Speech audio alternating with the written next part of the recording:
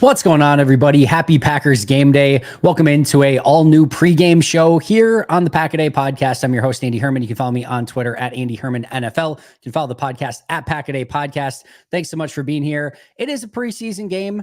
The starters aren't playing. It's in Denver. Maybe doesn't have the same buzz as like a big time, maybe like a game at home, or if the starters were playing.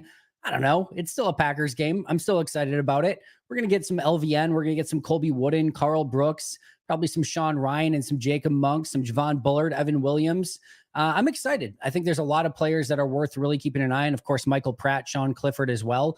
And really kind of see what this team can do against a Broncos team that is likely to play, I think, at least some of its starters, and just to see who steps up. I kind of talked about this on the pregame show today, but I guarantee you, from whoever plays in this game today, that 70 or 65, 75, whatever it ends up being, players that play in this game, there will be a handful of guys that really step up and take the opportunity and run with it. And there'll be a handful of guys that you're wondering, all right, what the heck was that? And there will be movers and shakers based on this preseason game. Usually after a preseason game, there's some movement in the depth chart a little bit. We actually didn't see a lot of it after week one. The practices that that were open this past week were pretty much the same depth chart and lineup that we had kind of seen in the past. We didn't see any major moves take place. This could be a game that, especially with some of those depth spots, definitely comes a little bit more into focus. We could see a couple players, if they have really bad games, maybe even released this week, and Green Bay get a couple more guys in prior to that final preseason game and final joint practice this upcoming Thursday with the Ravens, which should be really exciting as well. So, like I said, overall, looking forward to this one. I think Michael Pratt is definitely one that I'm really going to be keeping an extra eye on, just because I am curious if he can go out and make a name for himself and earn this number 2 quarterback spot, which I think is up for grabs. But I do still think Sean Clifford is the leader in the clubhouse as of right now. Let's get to some chats right away. Blues Brothers, go Pack, go. I love it. Seth, thank you so much for becoming a brand new YouTube member. I saw that today. Appreciate it a ton. Make sure to check those Pack-A-Day Podcast YouTube memberships out if you have not already. If you like these Q&As, you get one that's for members only every single week, plus early access to episodes, plus additional bonus content. It's definitely more than worth your while, so make sure to check those out. John, do you think Michael Pratt will get time with the second team today or against the Ravens? Is that necessary to decide who is QB2? So I'm very interested in this, John, because Matt was pretty coy of like, and I wouldn't say coy, but I honestly felt like he wasn't exactly sure yet of how they wanted to rotate the quarterbacks in this game. They could go Clifford and then Pratt and then Clifford and Pratt and back and forth series by series. They could go Clifford for the first quarter, Pratt for the second, Clifford for the third, Pratt for the fourth. So they get a little bit of rhythm, but each of, maybe both of them get some time with the 2s in the first half, and then maybe with more of the 3s in the second half. You could just go Clifford in the first half and Pratt in the second half. Either way, I'm interested to see how they sort of divvy that up. And ultimately, yes, I would like to see if Michael Pratt could get some time with the 2s, and if he could look better than Sean Clifford. And I think the Packers sort of owe it to themselves as well to give themselves that opportunity to see what Pratt can do with the 2s, and quite frankly, what Clifford can do with the 3s too, meaning we've seen Michael Pratt have success with the 3s. Would Sean Clifford have even more success with the 3s if he was with the 3s? And same thing, would Michael Pratt struggle more with the 2s than maybe even we've seen out of Sean Clifford? I'd like to see both of those things. So I would love to see it. I don't know what the Packers are going to do in this particular game. I will say this: if Michael Pratt wants to earn number 2 reps next week against the Ravens, then go out and earn it today. He's going to play today. We know that. We don't know exactly how much or how it's going to be rotated, but he's going to get a good chunk of playing time in this game, would be my guess. So you want those number 2 reps next week, go out and earn it. But the answer to the question for me would be yes, I would like to see that happen at some point in time. We'll see if it happens today against the Broncos. Marbly, I have no idea. I'm going to be watching. I have YouTube TV, so I will be watching it on YouTube TV. But I don't know. My guess is probably not on YouTube, but other people might have a better answer to that than I would. I'm sure there's a billion different ways to watch it, but I'll be watching here on YouTube TV. Chris, Travis Glover needs to do what tonight and next Saturday to secure being the last offensive lineman / tackle? I think the biggest thing, Chris, is he just needs to show upside. It's not so much for him of can he be one of the best 53 right now. It's not so much it is can he be the swing tackle or anything like that. when you're a draft pick like that, you need to show that you have enough upside that the team should not cut you and subject you to waivers. So for him, I think it's going to be of the utmost importance, limited mistakes, no big, major like holding penalties, offsides, false starts, whatever it might be, that he can go out and execute whatever he's being asked to do. And like maybe, show some real upside and potential as a run blocker. Can you get somebody to the ground? Can you pancake someone? Can you just show that you are capable of being somebody that is maybe a little bit of a project, but a worthwhile project? So it's a little bit different when you're a draft pick. It's not, especially late round, it's not always so much about showing that you're better than Kadeem Telford or that you're better than Luke Tenuta or Caleb Jones. It's just to show that you have maybe more upside than those guys and that the team should keep you and continue to develop you and maybe give you a couple of those redshirt seasons like they have done with Caleb Jones and Luke Tenuta. And I think we've seen, like with Jones and Tenuta, this is probably where the rubber meets the road. It's now or never for those guys. They need to show you got 2 years on the active roster to sit and develop and watch, and now is your time. And unfortunately for both of them, I would say it kind of seems like they haven't made the most of it, because a guy that is a vet minimum signing out of nowhere, and Andre Dillard that's had a struggle throughout his career, and Kadeem Telford, an undrafted free agent last year, was only on the practice squad. Both of those guys seem ahead of Luke Tenuta and Kadeem Telford right now. Luke Tenuta and Caleb Jones right now. So I think this is a huge game for all of these offensive tackles. I think the swing tackle job is up for grabs. I think spots 7, 8, 9, and 10 are up for grabs along the offensive line. So there's a lot to gain for all of these offensive linemen. But for somebody like Travis Glover, who is a draft pick, he just wants to continue to show the upside and make as few mistakes as possible. Carly Ray, good to see you. Kate Berry, my cousin, is the defensive backs coach for Denver, but still rooting for my Packers. But oh my God, am I nervous for this game and really excited, really fun emotions to have. That's awesome. So, I mean, I think this is probably an easy one, right? Where you hope the Packers have an awesome game. Maybe the Broncos defensive backs for you have a good game, and maybe the Packers just win by a awesome running game and extremely great defense and special teams. And maybe, you don't necessarily want to see Clifford and Pratt struggle, but maybe they're just able to gain so many yards on the ground that you don't need a big passing, performance from those guys. So I think there's probably an easy way to sort of, scale the line a little bit there and say, hey, Packers win, awesome defensive performance, awesome running performance, awesome special teams performance, but the Broncos DBs have a nice night as well. And I think for the most part, Packer fans would be okay with that, but I can understand the nervousness and excitement for you.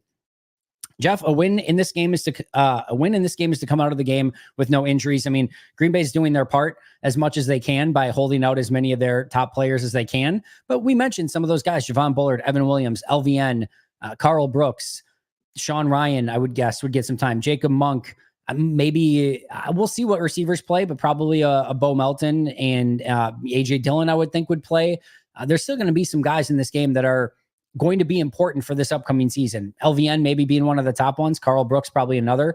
So you really want to make it so that those guys stay as healthy as possible. Again, I think Green Bay's protecting themselves as much as they possibly can by making it so that your key players are not going to play in this one. I would not expect to see Jordan Love, Josh Jacobs. My guess is Dobbs and Watson. We'll see about Reed and Wicks being second-year guys, if they play or not. I would not expect to see Musgrave or Kraft. Maybe a little Musgrave. Kraft, I think they'll still be careful with. Would not expect to see Zach Tom. Would not expect to see Elton Jenkins, Rashawn Gary, Preston Smith, Kenny Clark. Quay will be interesting, but my guess is probably not. Jair Alexander. Eric Stokes will be interesting, and then probably no Xavier McKinney as well. So I think they're going to take care of those guys and, again, try to get out of this game as healthy as possible. J Love not going to play in this game. Jacob Monk season, love it. I think anything happens tonight to move the needle in the kicker competition enough to force a Monday transaction. The thicker kicker is out there. I didn't realize that he got cut last week, but maybe that could be somebody that Green Bay brings in. I think in order to make it so that there's a big time, transaction, I think you'd have to see like an 0 for 3 from Joseph or an 0 for 3 from Anders Carlson or something like that. I think Alex Hale is probably still somebody that is at any given moment, they could swap him out and try to get somebody else in camp if they wanted to. But my guess is they probably both kick well enough to make it into this third and final week of camp and into the third preseason game. And hopefully fingers crossed, Joseph and Carlson specifically can just go on a really nice run from here on out for the remainder of camp. And maybe one of them runs away with it and says, yep, I'm going to be the kicker. I guess did on the bonus episode this week. There's not a ton of great options that are out there. I think the Titans kicker had a really nice night last night. It was. Let me see if I can pull this up really quick here. Because he was one of the kickers I brought up, but he is a very much, kind of an unknown kicker. He is Braden Narvison, who went 3 for 3 last night on field goals, including a 59-yarder. So that was a very impressive performance. They have Nick Folk as their primary kicker, who is probably going to win that job. So if Braden Narvison does in fact get cut at cutdown time, which is very possible, that could be someone that Green Bay looks at. He's 4 for 4 now in the preseason. And Cade York is another one. I wonder if I want to see if he made any field goals yesterday. Just bringing this up because I do think there are maybe a couple interesting names. All right. Cade York, Browns yesterday. Went 1 for 1 on field goals, 1 for 1 on extra points. His field goal was only 33 yards and the other one was an extra point. So not anything crazy, but Cade York hit that 50+ yarder against Green Bay in week 1 in the preseason. So that could be another one. Cade York, if you remember, was, I believe, a 4th round pick. Pick 124 in 2022. He's kind of bounced around. He was a 75% kicker last year, but he's had apparently a very good camp, and he is likely on the way out of Cleveland too. I think it's maybe Dustin Hopkins that is their primary kicker, but either way, there could be some kickers that become available. Cale Porter, let's go. Love it. Let's get to the super chat really quick here. Actually, 2 of them. William Sprague, Packers 0-17 this year. Bears rule. William, hey, if you want to give a Packers podcaster your money to try to troll in a chat, be my guest. I will take it every single time. I will say this: Caleb looks great. I think he's going to have a heck of a season. I think you guys found your guy. I think it's going to, I know everyone wants to jump to conclusions, and I know Packer fans maybe don't want to see it. I've said all along.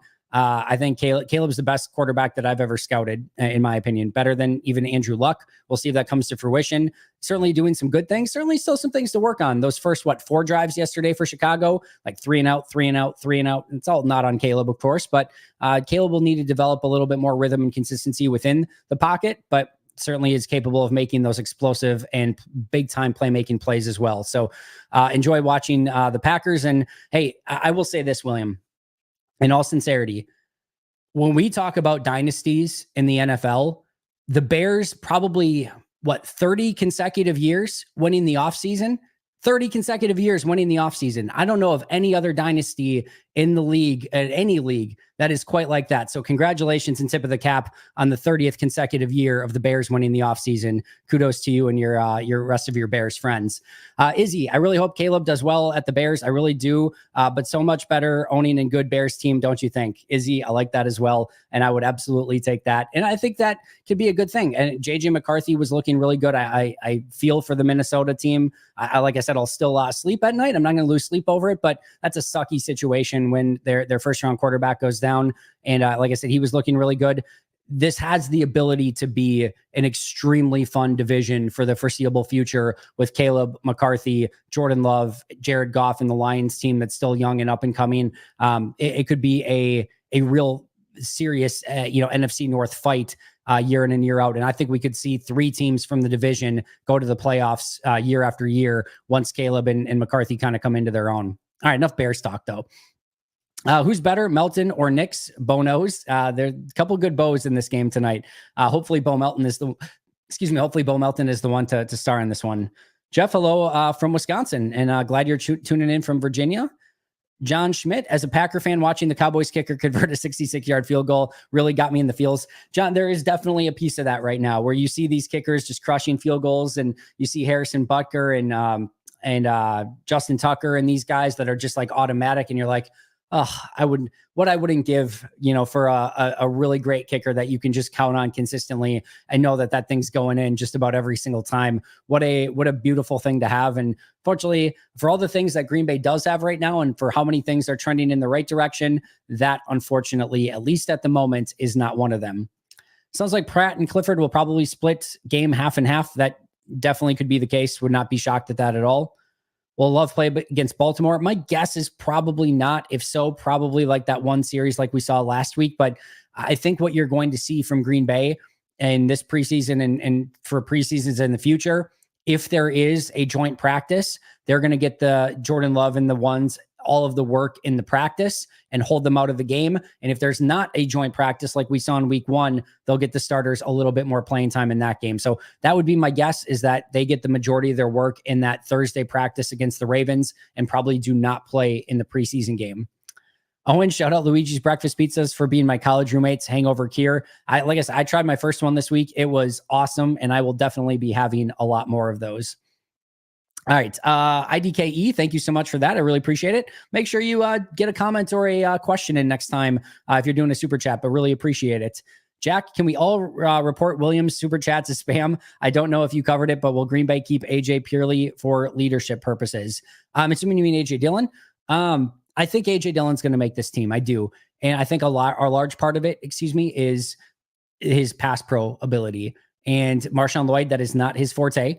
It is not Emmanuel Wilson's forte, and Josh Jacobs can certainly do it. You feel good about that, but it is a really key part of this offense. And I would not be surprised if, just based on that and knowing the offense and just sort of knowing what you get there, now they could keep 4, and that's a possibility as well. And maybe AJ is the guy that doesn't get a lot of carries in this offense. And I think that easily could be the case, but I still think he brings something to the table. I don't think it's set in stone. I think this is a big night for AJ Dillon. I think this next week and a half is a big, couple weeks for AJ Dillon here, but same goes for Emmanuel Wilson. And if Wilson can, all of a sudden show that he's picking up pass pro a lot better, that would be a huge step in the right direction for Emmanuel Wilson. That's what I would love to see from Emmanuel Wilson tonight. We know he can run the ball, right? That question is answered. We know he is a good runner. When the ball is in his hands, he can make people miss. He's got good speed, breakaway ability, great vision, great contact balance. That box is checked. We're good there. What I would love to see from him tonight, can he catch the ball to the backfield, maybe make some plays receiving, and can he pick up blitzes? That's what I would really love to see from Emmanuel Wilson. But I do think AJ still has some real opportunity to make this team. But like I said, these next couple of weeks are going to be important.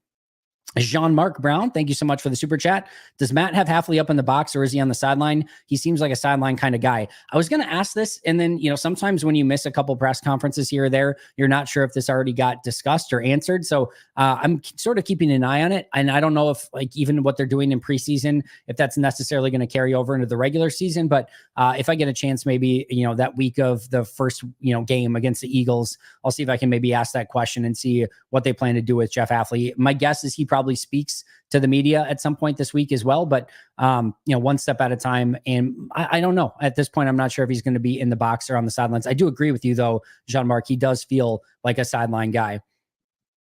All right, let's see here. Where do we leave off? Richard, do all the kickers have an advantage tonight kicking in Denver? Will this affect the evaluation? They can certainly kick it a little bit farther, but accuracy does not get helped by elevation, right?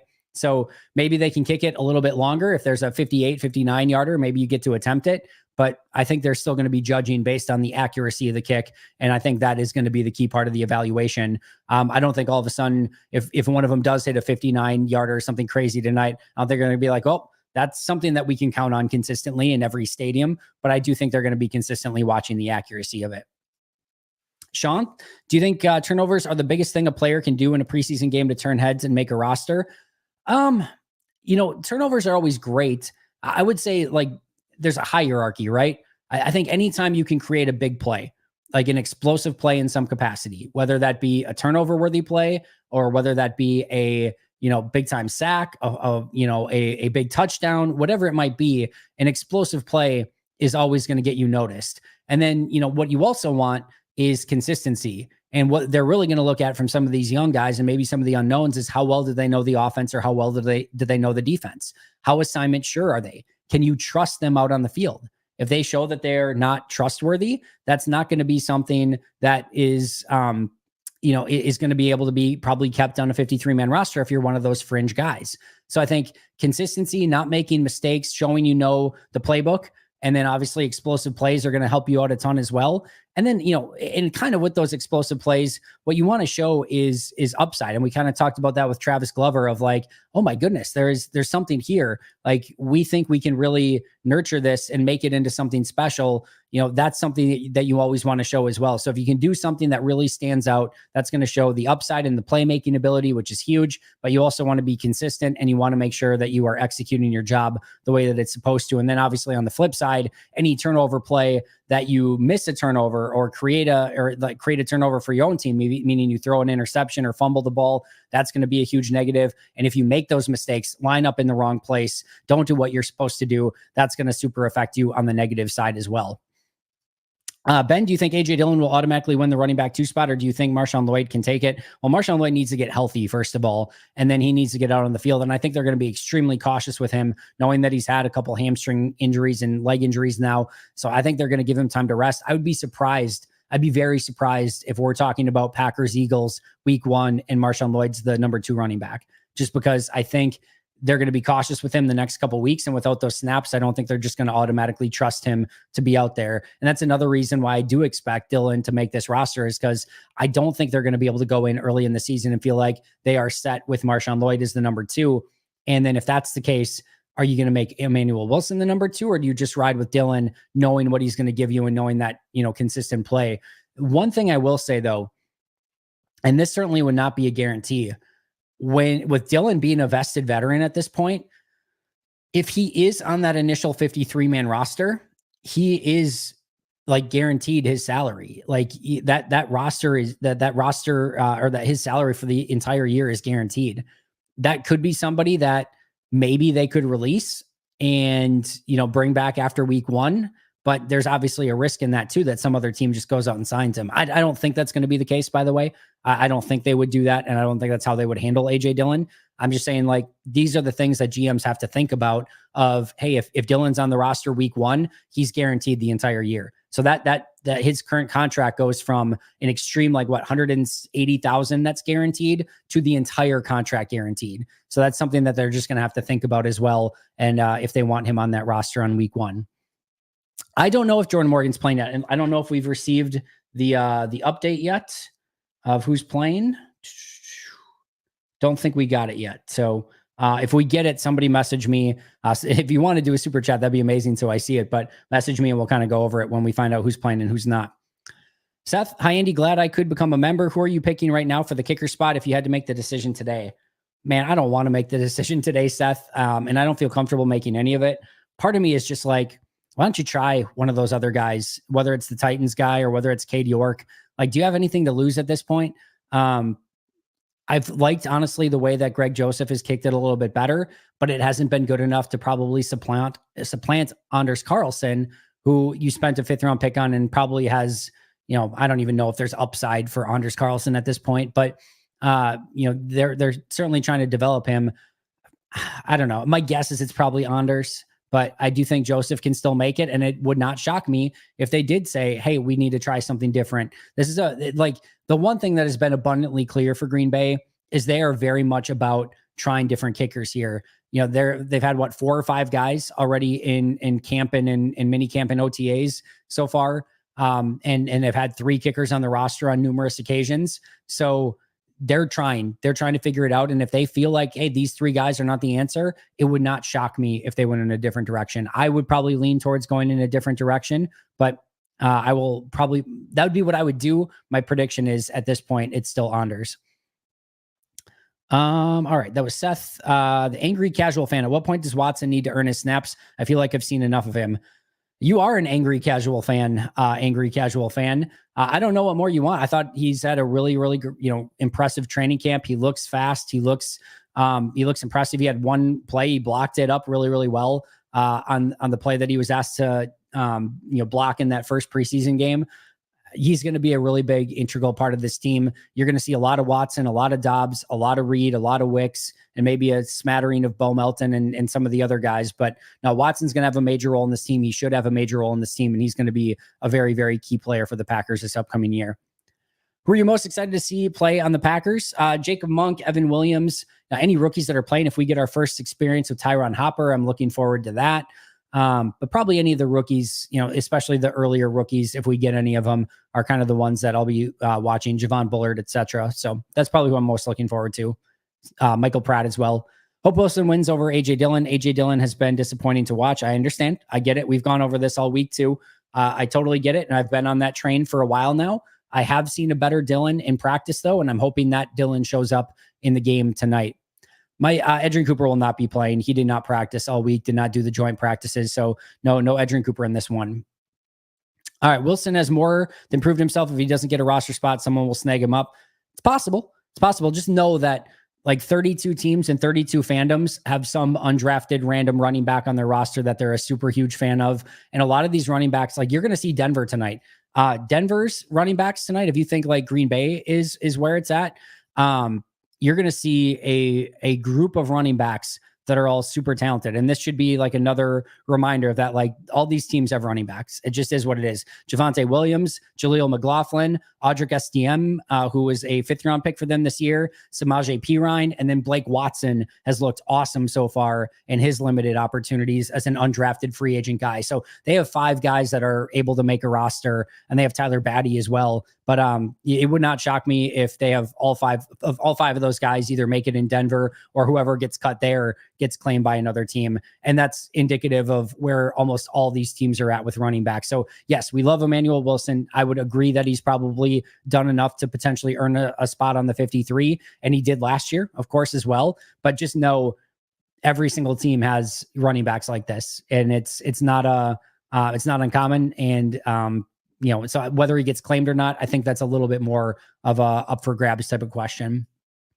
Tombstone used to rock, but they sold and cheapened things. Then there was Jax, which is no longer what it used to be. Hope Luigi's doesn't follow that route. I talked to them in person this week. They're not going to. They understand it's their ingredients and it's the quality that sets them apart. So I don't see them changing that anytime soon.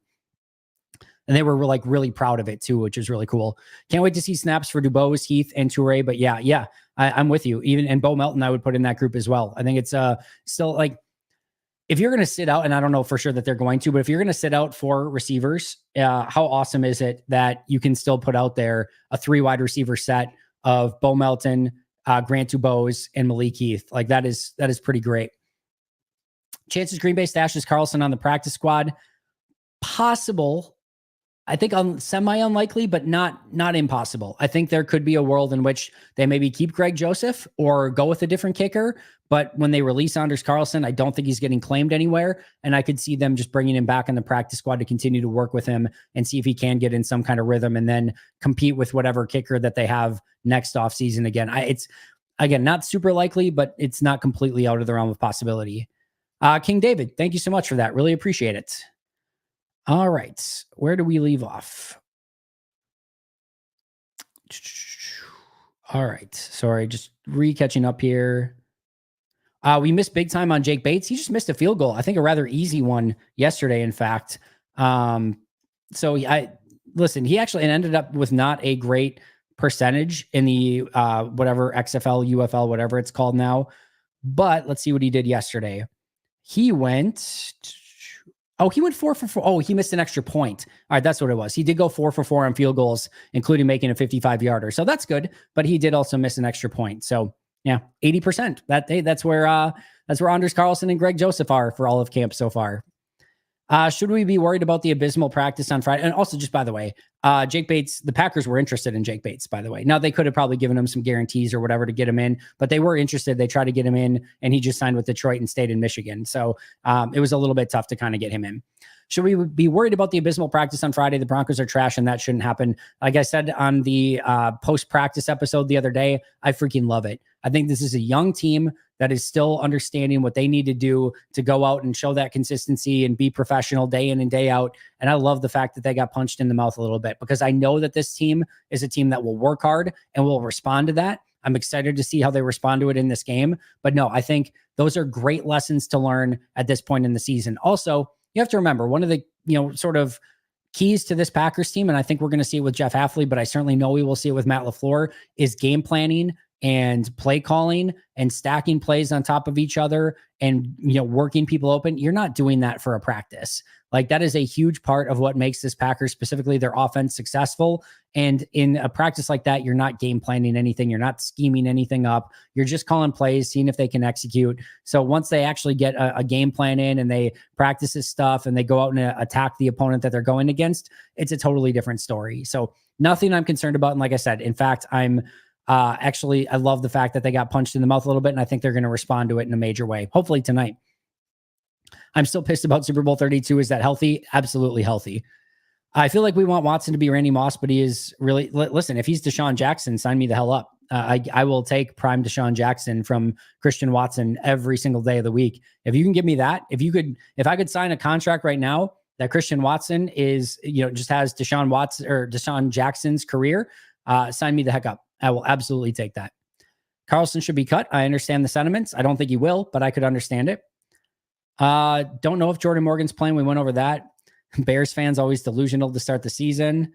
I'd still take Michael Penix over Caleb Williams to start a franchise with every single time. We'll see on that. I would take Williams. I really liked what I saw to JJ McCarthy too, but of course, again, the injury certainly clouds that a bit.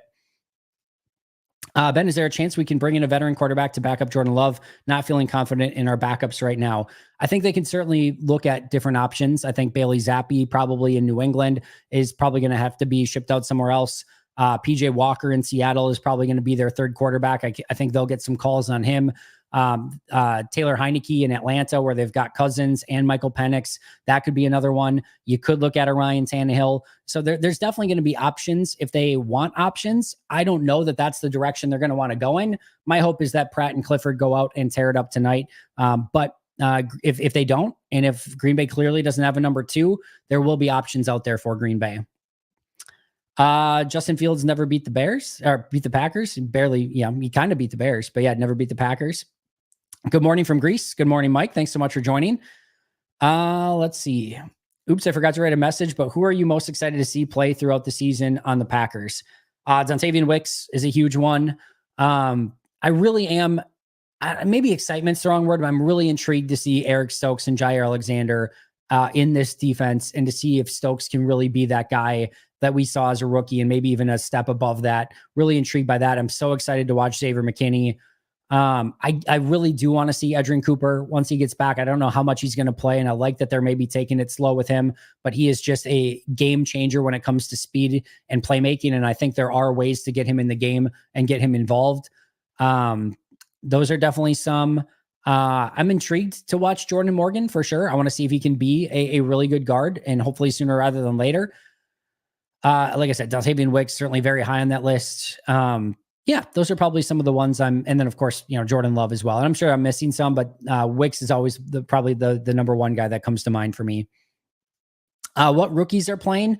I don't think we have the update quite yet, but yeah,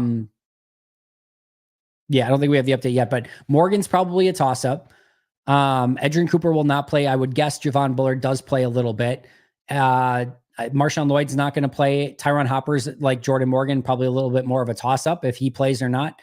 Evan Williams will play. Jacob Monk will play. Travis Glover will play. Michael Pratt will play. Kalen King will play. So that's my best guess as of right now. Hit the panic button if he has another bad game. I don't know if it's a panic button. You have solutions, right? I don't think anyone's going to be super upset if the starting 3 running backs for the year are Wilson, Lloyd, and Jacobs. So I don't think they're in a bad spot if it comes to that. But for him, maybe if he has a bad game, then I think he could hit the panic button a little bit. But from a Packers fan standpoint, I think they have options out there if that does become the case. I feel for Caleb Williams. He's a Packer fan and he has to play for the Cubs. I like it.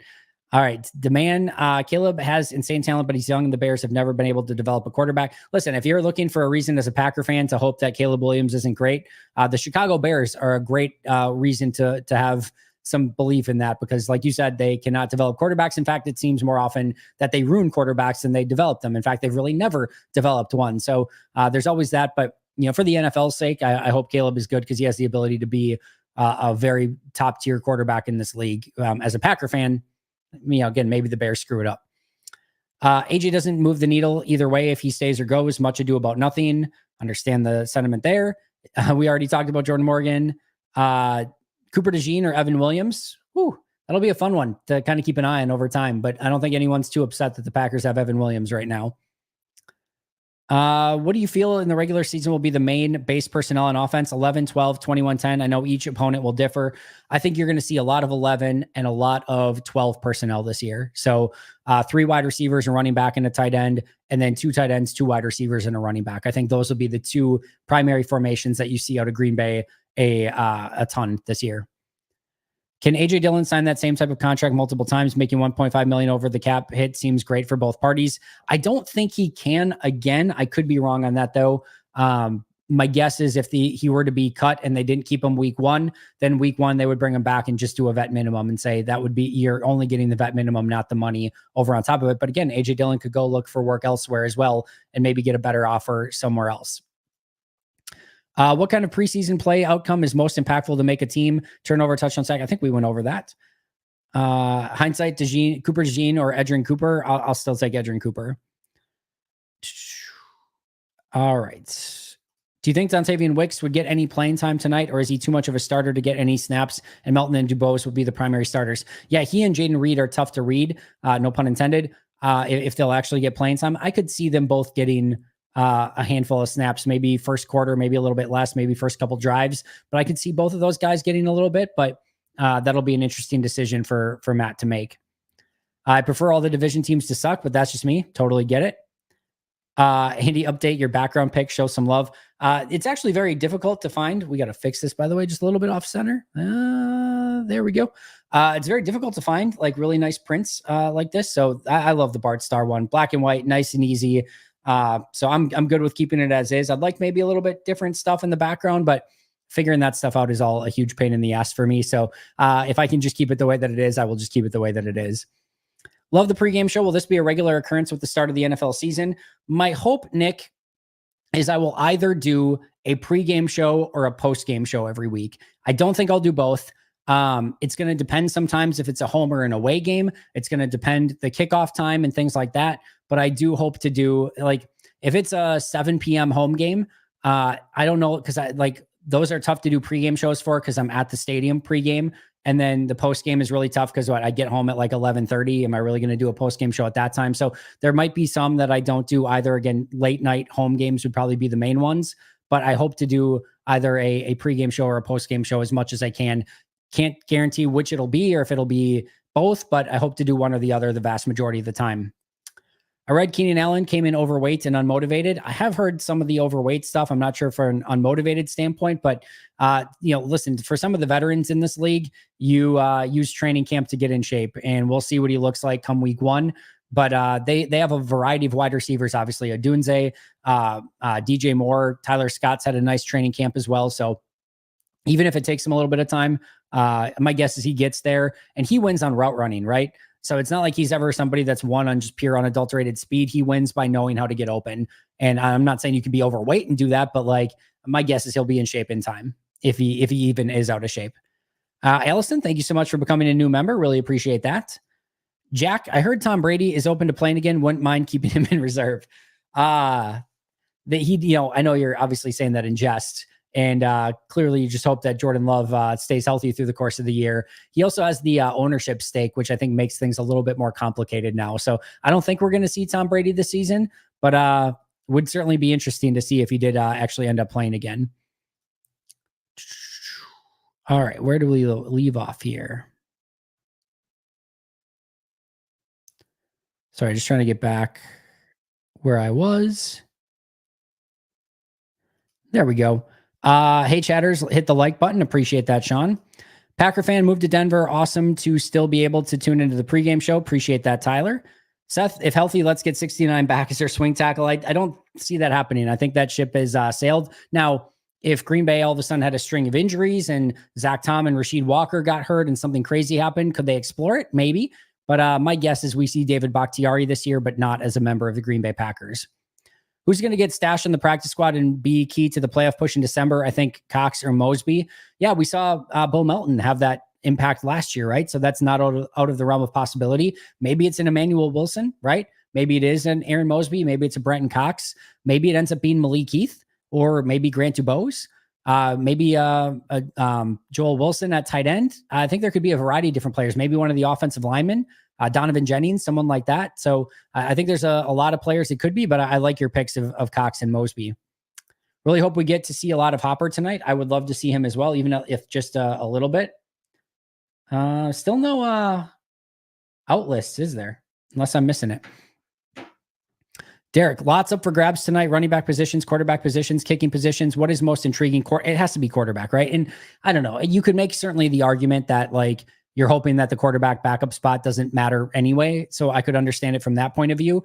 But I think, it's going to take center stage when those guys play in this game and to see what both of them can do. So that's certainly intriguing.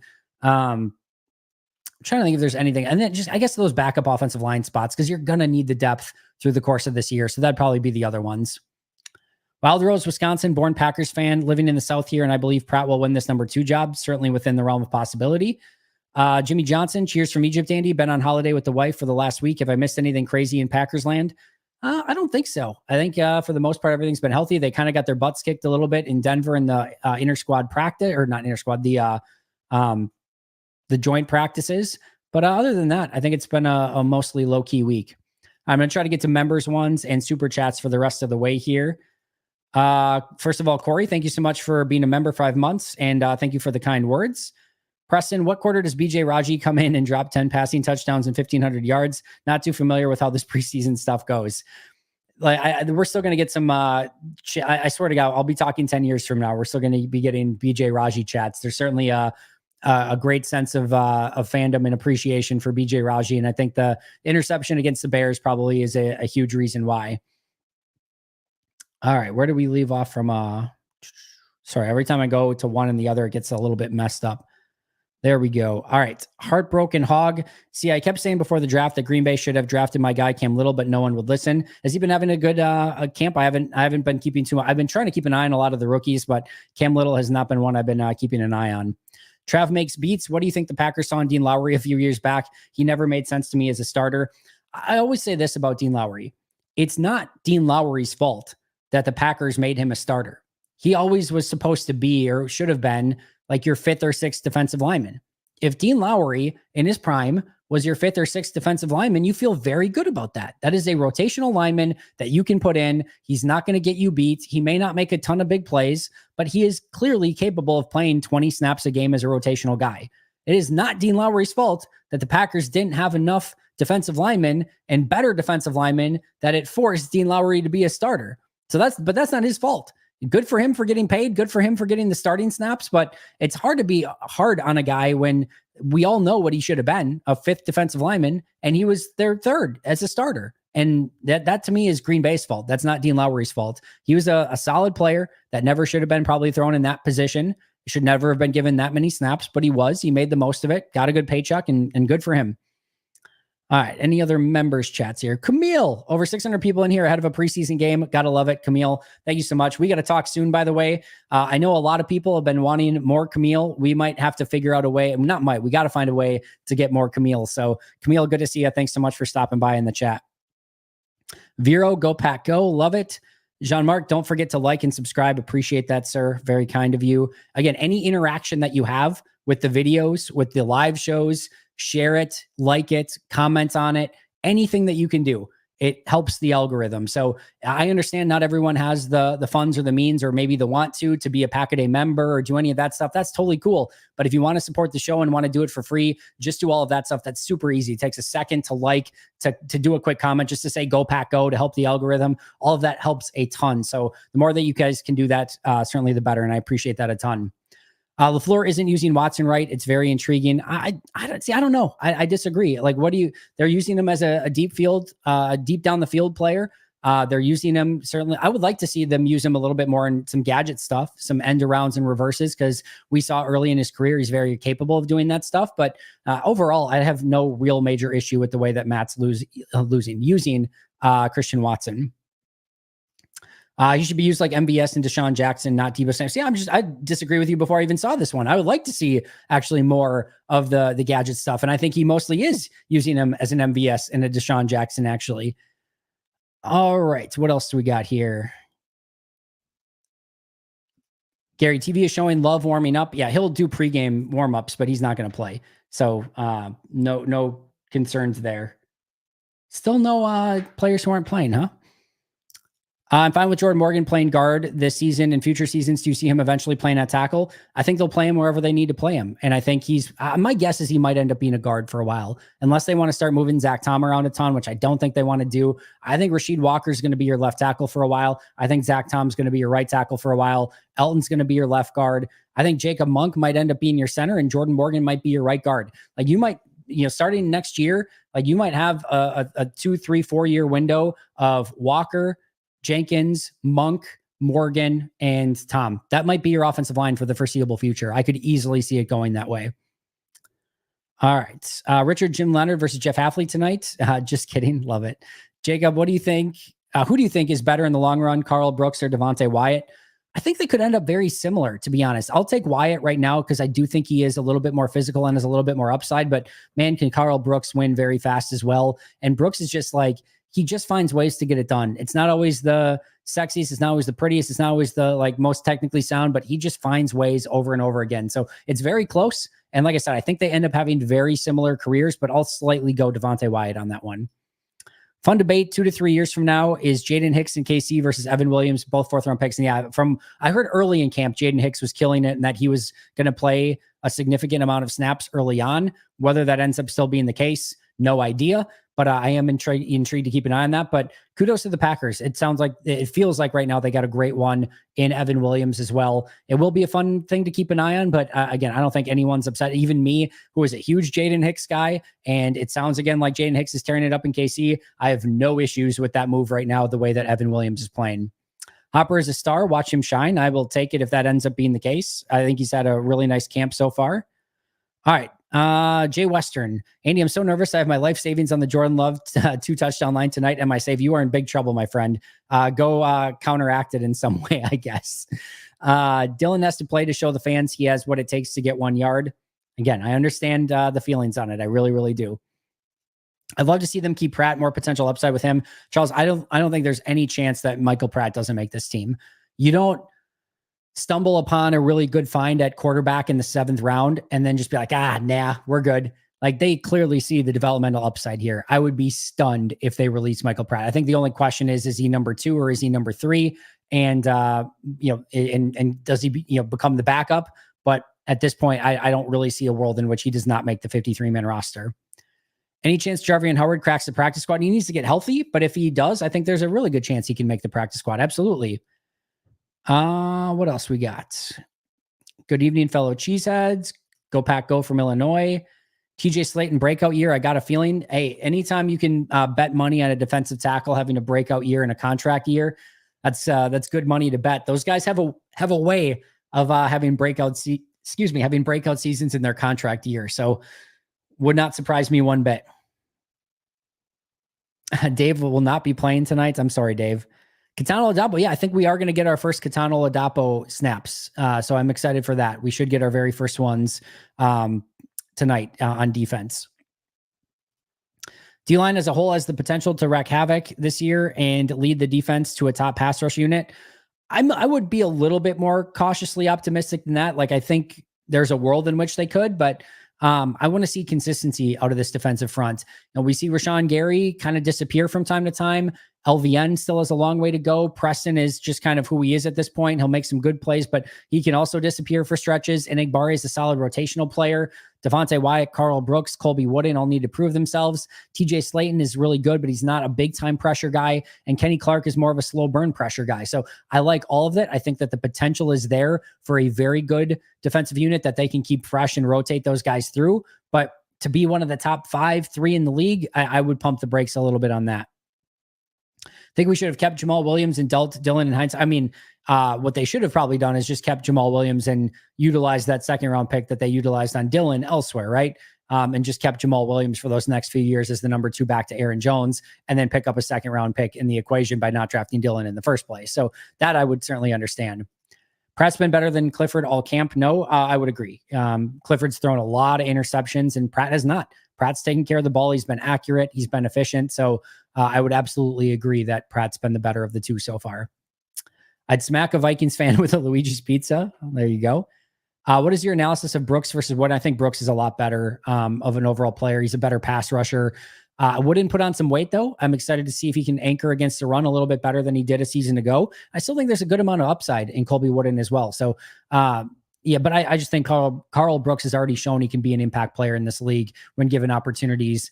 And, I want to see him take a step this year and show more consistency. But yeah, if given the choice, I would definitely take Carl Brooks.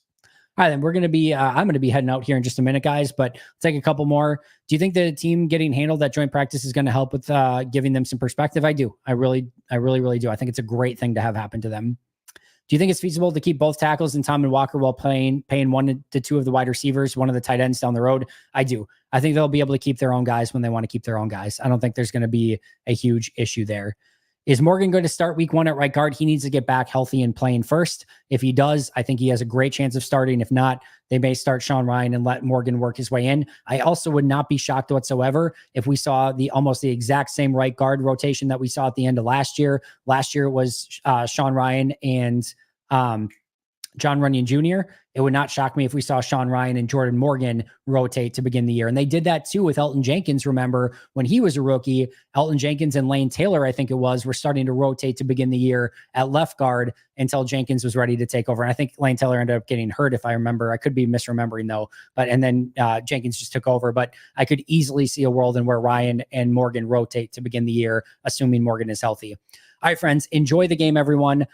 Should be a fun one, even though it is preseason, even though the starters aren't playing. I'm excited for it. I hope you are as well. Thank you so much for showing up. Over 600 people. We were over 700 people at one point for a preseason pregame show. What more could you possibly want? You're the absolute best. Remember to like, subscribe, comment, give those 5-star reviews. Check out those Pack a Day Podcast YouTube memberships. I will see you all soon. But until next time, and as always, go Pack Go.